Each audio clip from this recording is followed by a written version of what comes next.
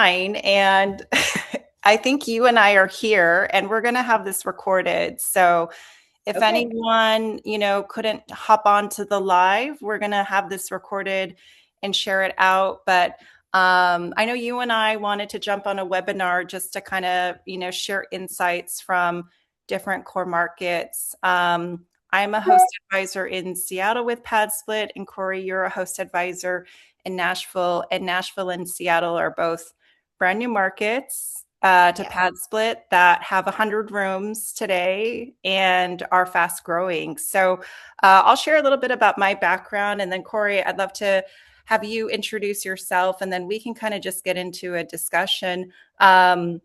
So my name is Suzanne. I'm an investor myself. I invest mostly with multifamily in the Seattle area.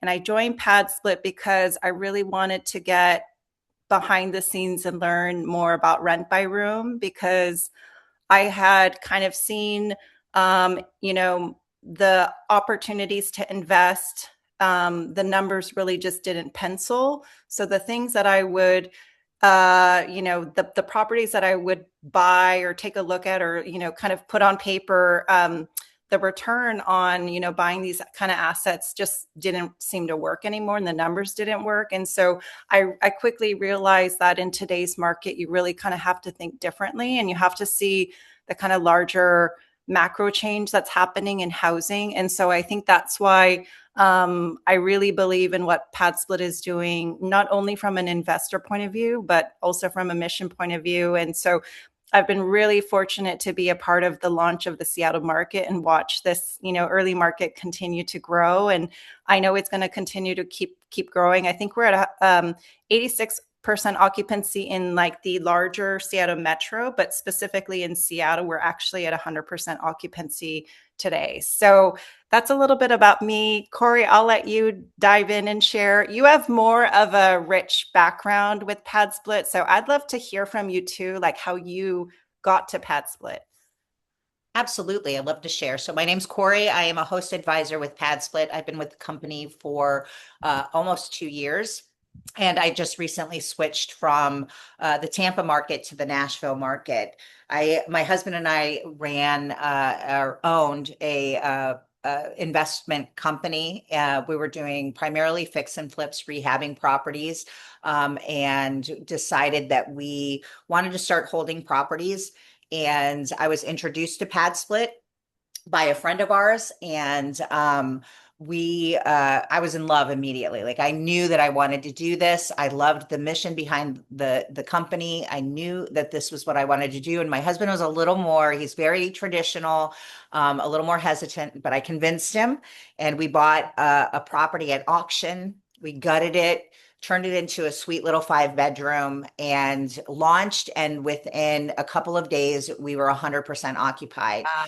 So I had the buy-in already, but immediately he was like, okay, I see this works. And so we immediately went into doing a second one, Mm, and launched a 7 bedroom very in a yeah. few months later. And then in that time frame, from going from our second to our third property, I had been offered a position with PadSplit, and I really wanted to take it because, again, it's the mission.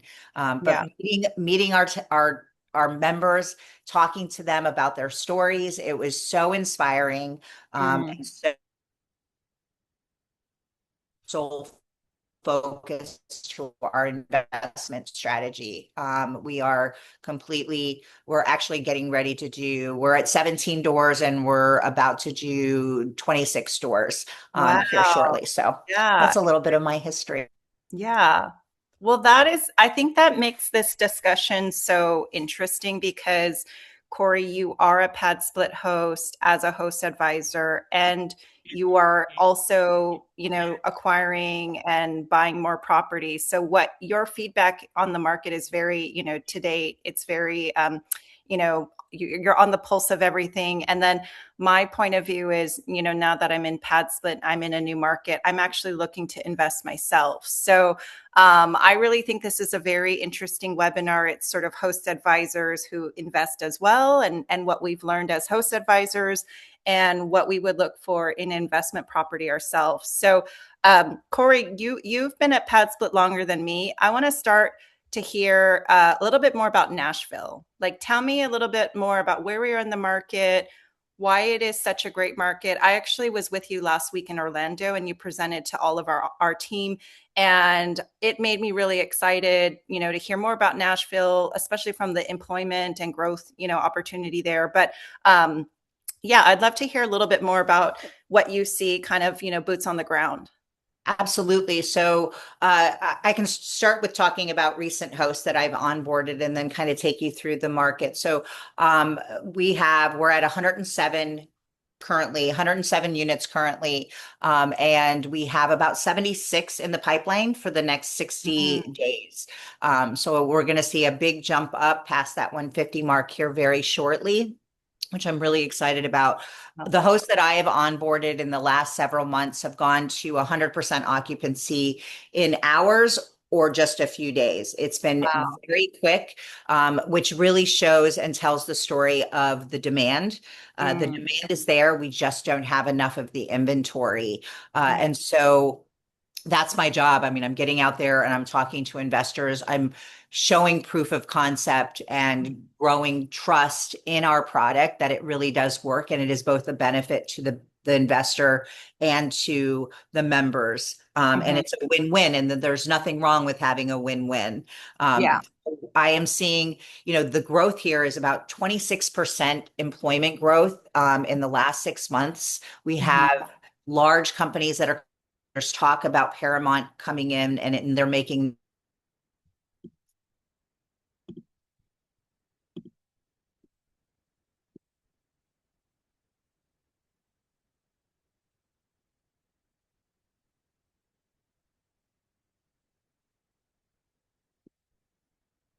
Corey, can you hear me?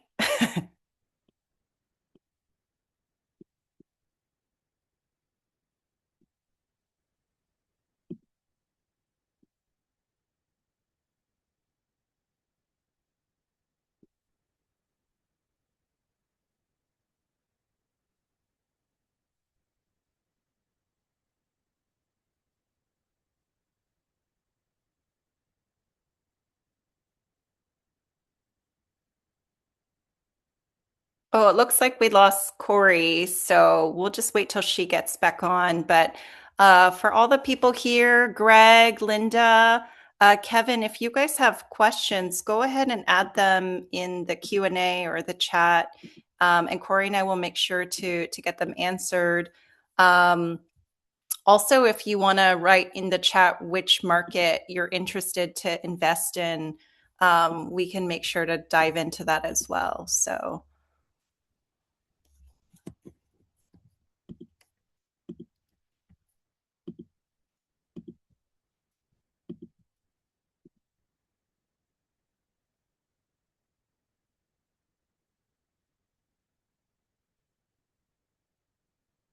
I'm gonna jump into, while we're waiting, I'm just gonna jump into a question that I know we had, that usually gets brought up.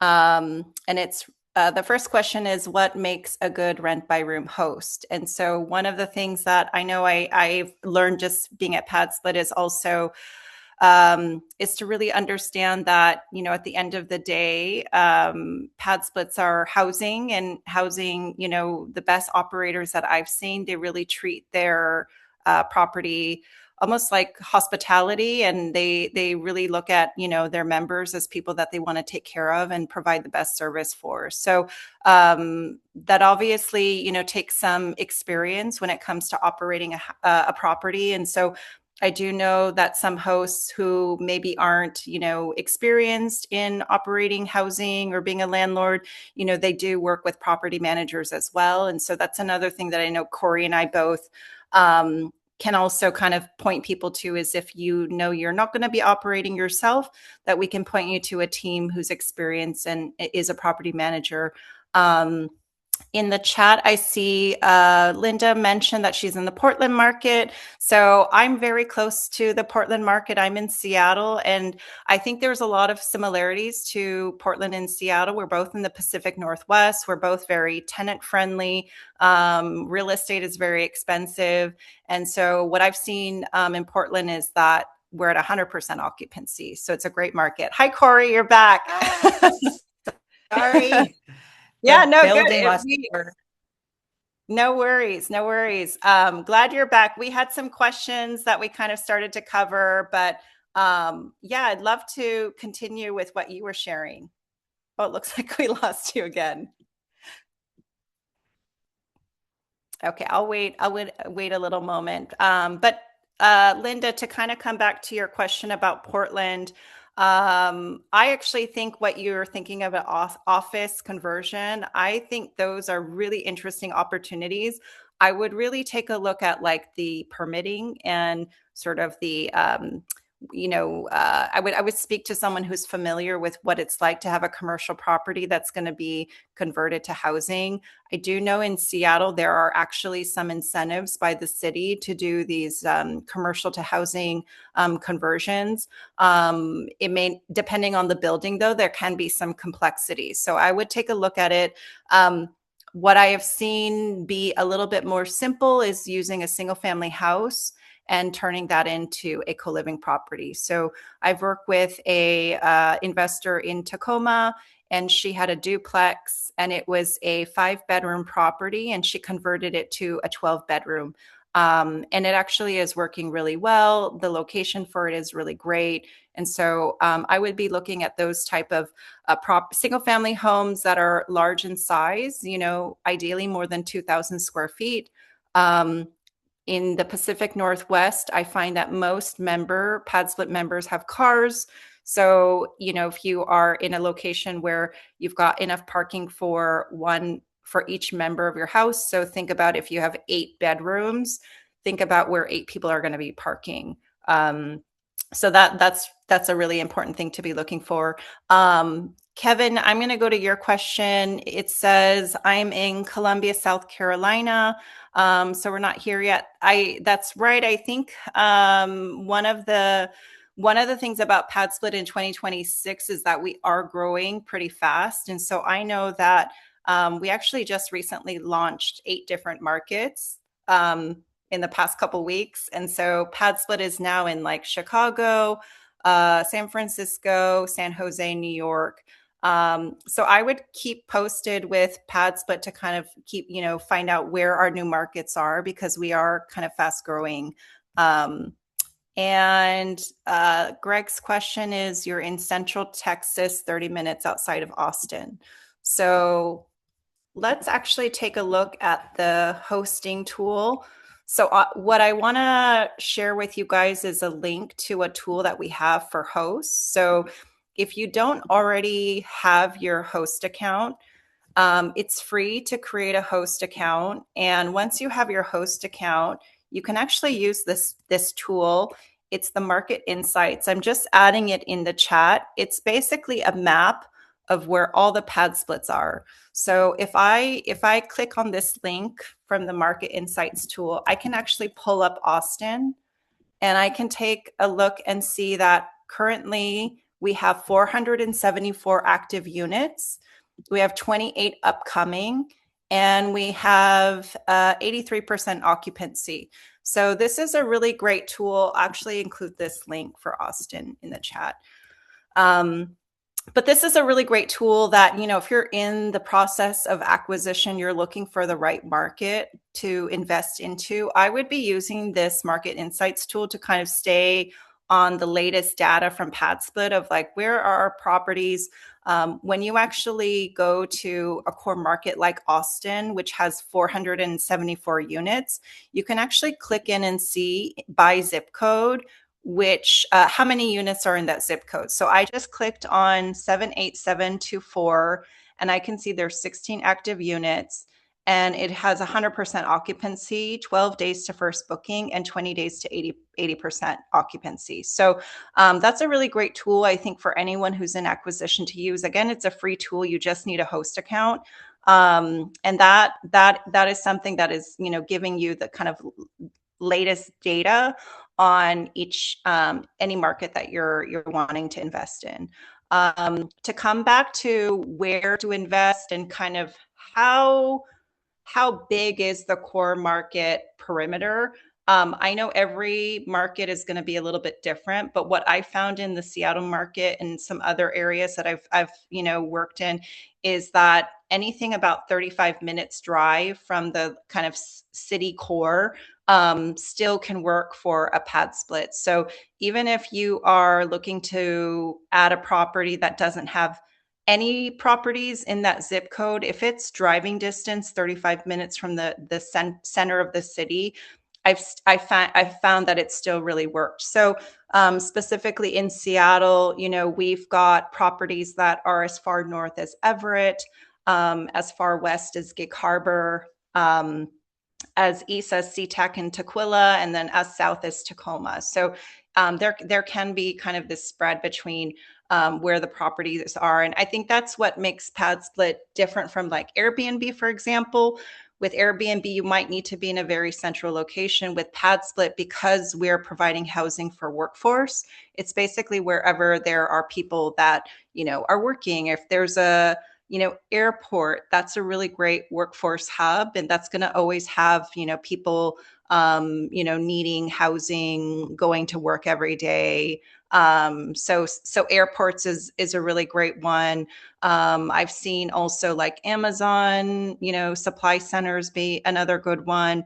Um, any kind of housing where the studio and the one bedroom property are actually, um, there's a lot of demand for it. That's essentially where PadSplit kind of provides more flexible, affordable housing, is we're competing with the studio. So that's really what I've seen work in the Seattle market. Since Corey's not here, I'm just going to keep diving into some of the questions that we had prepared. So another question that we often get as host advisors is basically how do tenants get along? So I actually asked this to Corey before we started. The question about how tenants get along is really dependent on the house, but I think one of the things that we always try to emphasize, in each pad split property is really to keep it clean and safe. And so I think one of the things that I've seen be really successful is hosts that are able to communicate with their members using the PadSplit app, giving them a really, like a heads up. So they're, if there's a new move in, or if there's somebody who's got a car parked, sort of who it belongs to and what's happening in the house. If there's any kind of maintenance or cleaning, the tenants or the members are really being communicated clearly about what's going on in the house. And I think house rules is really important. So going over house rules even before people move in. So when a host gets a booking request, PadSplit gives each host 24 hours to either accept or deny. If you have the manual member acceptance option on. And that 24-hour window is a really great opportunity for you to interview and screen the tenant and really kind of go through the house rules on the phone, excuse me, because that's really kind of, one of the ways that you really get a better sense of if this person understands what the house rules are. So I've talked to hosts who, will make sure to have that phone interview with the member who's applying to be in your home. And you'll go over things like, these are the house rules, no smoking in the house. Our house is quiet after 9 p.m. We don't allow outside guests. These are all the things that, hosts are going over with their incoming members to make sure that they're really aligned on. Because if they're not aligned, it's possible that they may not be a good fit for the house, and you as a host would not accept their booking request, and you would just wait for someone who's a better fit. And I think having that kind of, stringent screening process up front gets the right kind of people into the property to ensure that the people actually in the property understand, the standards of the home, and then also behave, in the way that everybody can kind of understand and get along, be respectful of each other. So that's one of the answers and things that I talk about with my hosts that I work with. I want to jump. Corey was talking a little bit about the Nashville market, but I wanted to jump and talk a little bit about the Seattle market. As we, again, Seattle's a new market. We're at about 100 doors right now. In the Seattle area, we're actually at 100% occupancy. But in the kind of Seattle metro, if we include all of the pad splits around Seattle, we're at 86% occupancy. And what I've really seen, from the Seattle market is that PadSplit is relatively new on the West Coast. So when it comes to the members' side's awareness of PadSplit, it's still fairly new, and there's growing awareness about it. And on the host side, what we see is 12 days to. Sorry, let me look up the latest data on Seattle. So we have 86% occupancy in the larger Seattle metro. So that's including all the other markets outside of Seattle, including Tacoma, Everett, Federal Way, and 11 days to first booking and 27 days to 80% occupancy. So what that means is basically that if you list your property with PadSplit, you can expect that your first booking request will come after one and a half weeks. And then over the course of the next 4 weeks, you would have 80% of your rooms filled. So I've seen properties fill faster. I work with a host in Everett. He had a property that was a 5-bedroom, 5-bath, and his property got to 100% occupancy in 30 days. So I think what Corey was sharing in the Nashville market was that she's seen occupancy from some properties happen overnight or just, in days and weeks. And so I think that's one of the opportunities. If any of you are actually spending time on the Market Insights map, these are some really good numbers to keep in mind in terms of historical PadSplit growth. The first 100 units is quite slow. It remains slow until the first 250 units. Then from 250 to 500, it really grows pretty quickly. And then from 500 to 1,000, it really just takes off. So if you're in a new core market, it's maybe not a bad thing for you to kind of be early in the market, because there is demand and there's more members looking at properties than there is inventory. So you're going to fill faster. I would also say that you get the kind of benefit of working closely with a host advisor like myself or Corey, because we're just growing the market. We're going to be able to kind of help you and be more hands-on.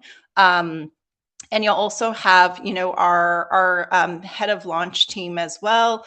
Our goal is to make all of the hosts successful in the early days.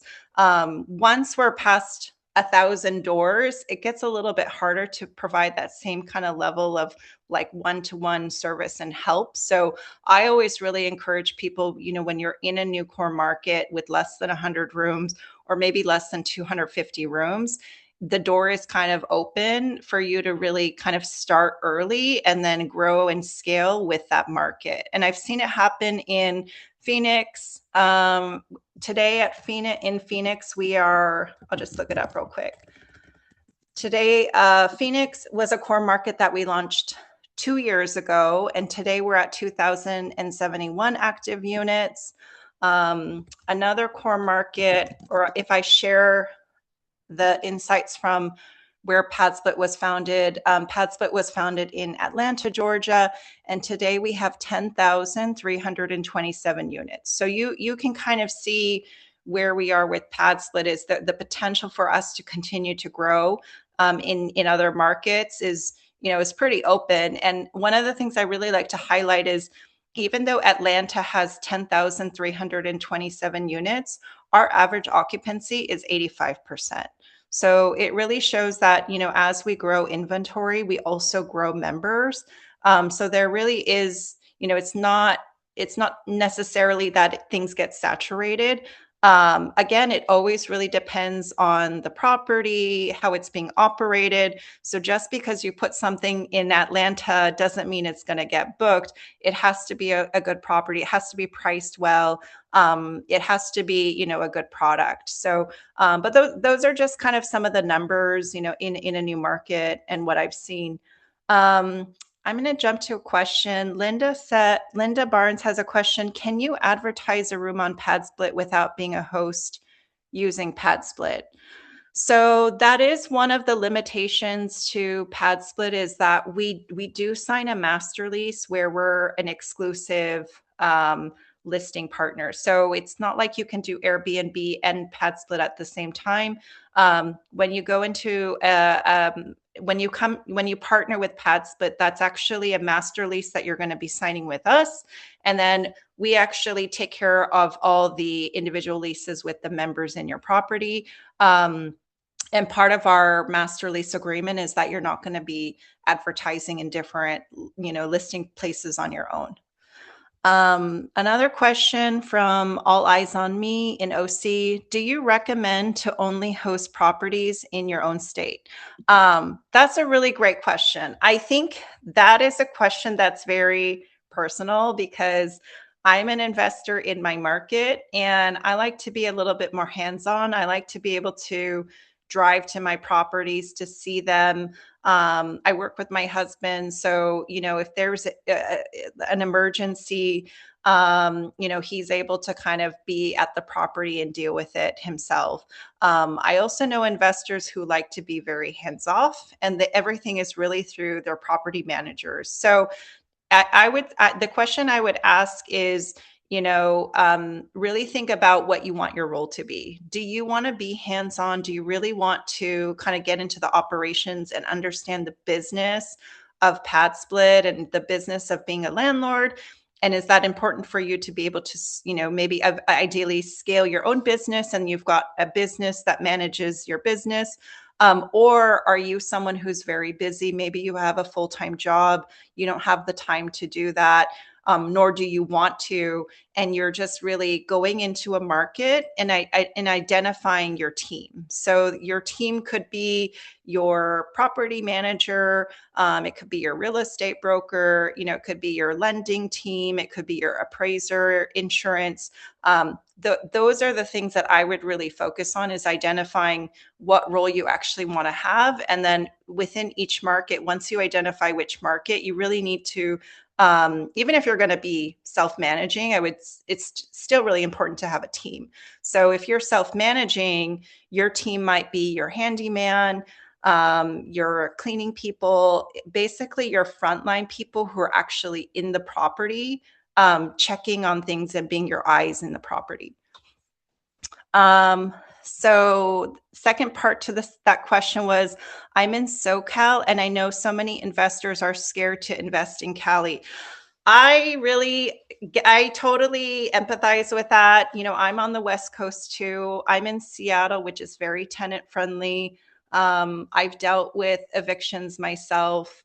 I've had, the history of dealing with a tenant who didn't pay for like 8 months and left the unit completely trashed. And we had to completely, renovate it and use a lot of money to do that.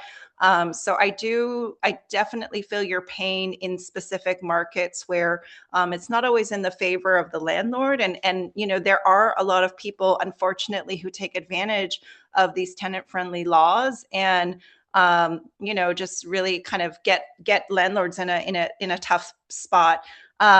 It's a little bit early for me to talk about it, but PadSplit is actually launching a product next week, specifically for hosts. And it's going to really cover a lot of the feedback it's going to be a lot of the feedback that PadSplit has received about how do we protect hosts? How do we give them better security or a better kind of how do we give them a better peace of mind when it comes to members who are not paying or potential evictions? How do we deal with that? Because pad splits, we're not short-term rentals like Airbnb. We're a long-term rental, and when you are dealing with a long-term rental, you basically have the same rules as any other kind of long-term rental. So depending on where you are, you have to follow those rules. And when it comes to dealing with evictions, depending on where you are, it can be very messy and it can be very costly. So I want to put a pin in it, but I think this is a really exciting product. It's called HostGuard. The announcement for it is actually going to be coming out next week.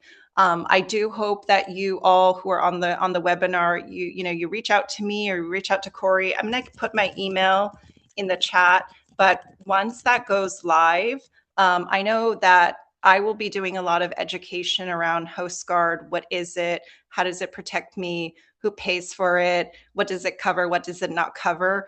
All of those things are going to be answered, and we're going to be doing more kind of education about why this product was created and who's it going to benefit, and how why it is something that I think is really needed for PadSplit hosts. Okay. Another question is, can't they just put passkey codes? Does with each tenant having their own code, just deactivate the code if they fall behind on rent? So there's, depending on your property and your keypad lock system, again, this really is something that depends on your jurisdiction. I'm not an expert. I'm not a legal counsel of like what you're allowed to do as a landlord. But with PadSplit, there is a lot of information that we have on our platform. Like if you are dealing with someone who's not paying, what is the protocol? So you would be sending them a notice to vacate, and then you would just kind of be following the steps to that. And then if it went to an eviction, there would be, steps that you would be making. So I recently spoke with my colleague who's in Philadelphia.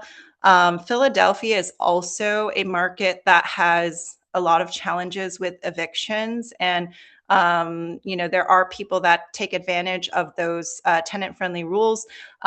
He's dealing with an eviction from one of his hosts. And so as things are right now, without HostGuard, I know what the host had to do was basically PadSplit put together a package on the history of the member, and then the host had to hire a local attorney to deal with that member eviction and put everything in place. So that's just very kind of high level. I do think it's one of the things that you'll want to circle back and hear more about when we launch the HostGuard product next week. All right. Any other questions from the chat? If not, I'm going to jump into some of the questions that I prepared. I'll speak. This webinar was really kind of to focus on a investor's point of view, and specifically host advisors who are real estate investors. And so what I really wanted to kind of share with you guys is a buy box for Seattle. And I think there's some things about this buy box that can work across different markets. The purchasing price of real estate is going to be different by market. But one of the things that I like to kind of use as my baseline is when I'm looking at buying a property, I like to find a property where my mortgage is going to be covered at 60% occupancy. So if I'm purchasing a property in Seattle, ideally I'm going to buy a property. Actually, my buy box right now is actually to look in Tacoma. So Tacoma's property prices are lower than Seattle. So in Tacoma, if I was going to be purchasing a property today, I would be looking for a property around 400K. And around 400K, I would be doing ideally an 8-bedroom property.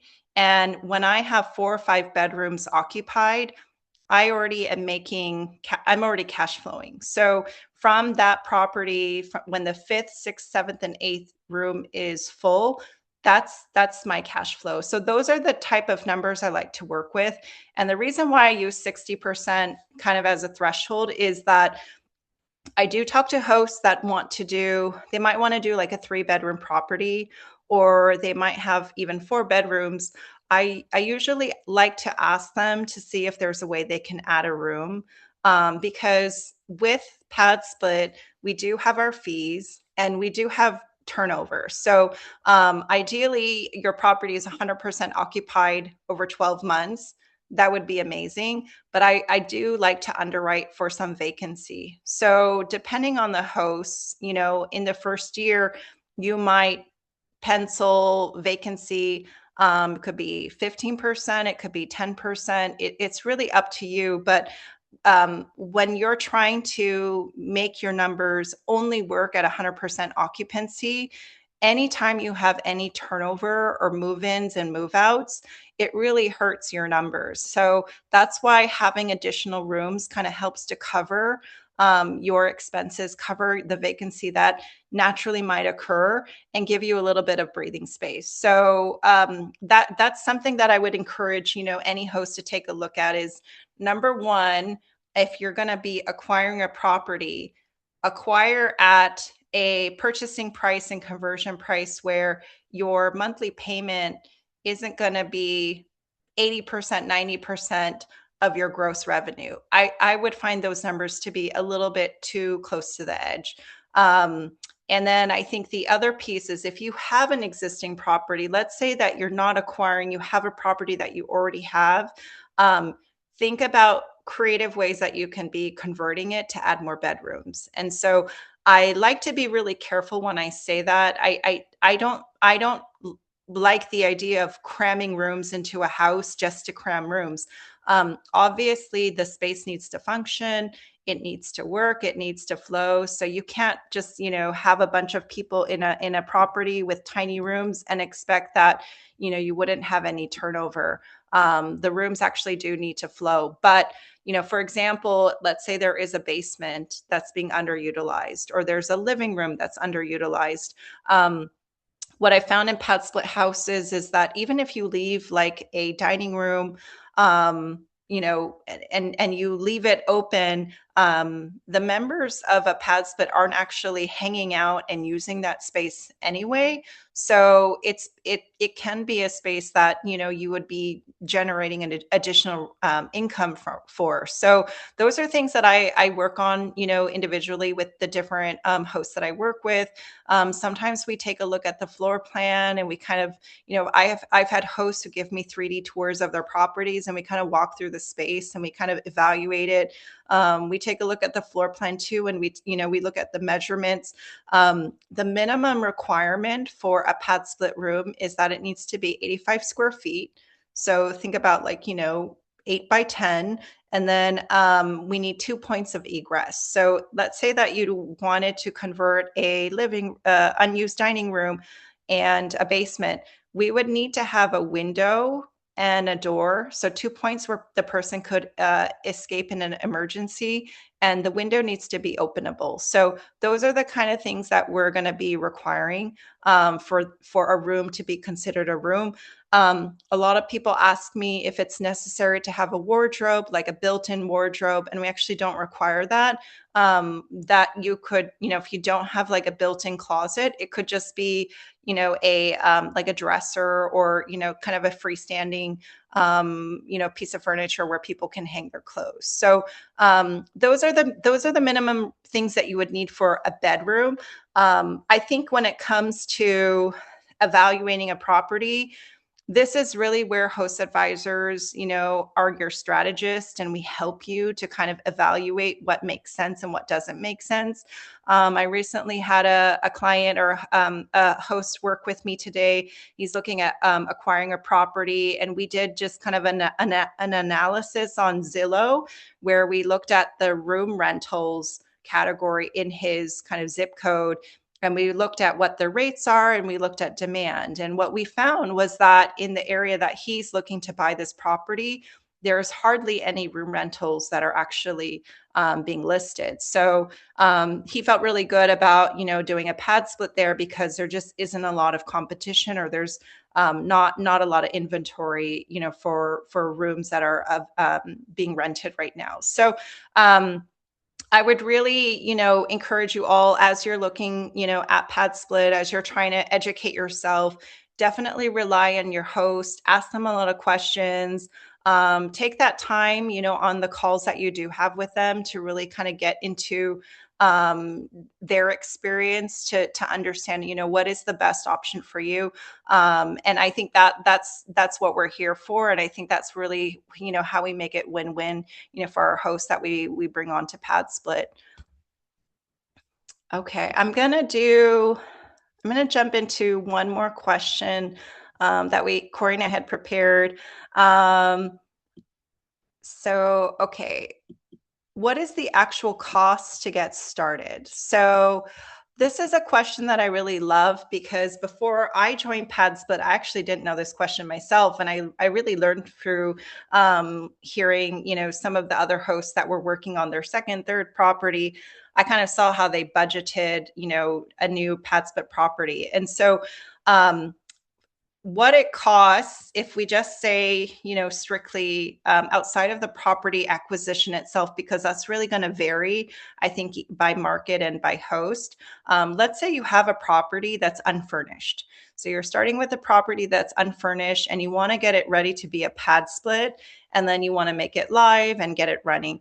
PadSplit requires that our properties are fully furnished. And so when I communicate that it's fully furnished, I like to explain that the point of view that we have is really that we want people to be able to move into their room with like a toothbrush. If they need a room in 2 days, they could move into a pad split, and they wouldn't have to be worrying about, hiring a mover and bringing in their bulky furniture and it kind of, messing up the house when they move in. So in each individual room, what we require is a bed frame, a mattress topper, and I always recommend a full size bed. A twin size bed can be a bit on the small side, especially for males. And you may have more turnover if it's a twin size bed. A queen bed or king bed it might be a little bit too big. Most pad splits are for single occupants, and a lot of hosts don't allow outside guests. So if you have a bigger bed, it's, might be more tempting for someone to, sneak someone in, or, want to have someone else move in. And we require all the people that are in a pad split to be pad split members. If, for example, somebody had a partner and that partner did want to move in, you could talk, as a host, you can coordinate with that couple, and maybe increase the roommate to be an additional $100 a week. So actually both people are paying, but both of those people actually have to be approved members and go through the member process. So to come back to the furniture list, so the beds, and then from there, a desk and a chair. And then if you don't have a wardrobe, some kind of dresser or something where people can put their clothes. We highly recommend for you to have, blackout curtains, a lamp, a piece of artwork. Those things definitely make the room feel cozy. Those things I think are important when you're looking at the listing itself and people are trying to, compare different rooms and what looks more attractive to them, what looks more cozy. But those are the kind of like the basic things that you need. And then when it comes to the common areas, obviously in the kitchen, it needs to be fully functional and, have, the appliances like, stove, refrigerators. But when it comes to like, things like a toaster or, cutlery, those things are really dependent on the host of, what they want to provide, or what they want to let, members bring for themselves. So I would say, if you're trying to budget the cost of an individual room, I've seen people budget as low as $500 all the way up to $1,200. I know that experienced hosts that I've worked with, they budget 1,200 simply because the furniture that they're investing in each room, they want it to last 5 years or more. If you are, buying furniture that is maybe on the less expensive side, you might have some turnover, you might have some issues, and you might have to replace furniture, once a year. Really depends on the members, but that's kind of a budget to keep in mind. The range of 500 to 1,200 per room, and for the common areas, your kitchen, just basic appliances, and then a dining table. So what I've seen pretty standard is a dining table with 4 chairs. Even if the property has 8 bedrooms, it doesn't need to be an 8 bedroom table, because oftentimes members are not sitting down to eat all together. They're kind of coming in at different times. I've seen hosts that are really experienced that don't have like a big sofa in the common area, but they do have like 2 armchairs. So if there was, members who wanted to take a seat in the, just next to the kitchen, they could sit and talk with one of their roommates.